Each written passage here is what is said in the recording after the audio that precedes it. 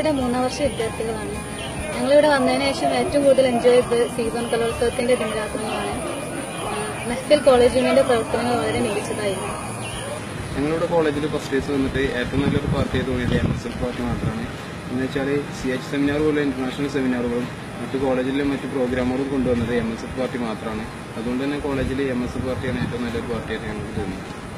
14 രാവിന്റെ grand finale കഴിഞ്ഞിട്ട് ഞാൻ കോളേജിലേക്ക് വരുമ്പോൾ എനിക്ക് ഏറ്റവും കൂടുതൽ കിട്ടിയൊരു സപ്പോർട്ട് തീർച്ചയായിട്ടും MSFന്റെ കയ്യിൽ നിന്നാണ്.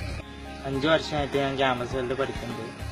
വർഗീയത എന്നൊരു മുഖം MSFന് ഞാൻ ഇതുവരെ കണ്ടിട്ടില്ല.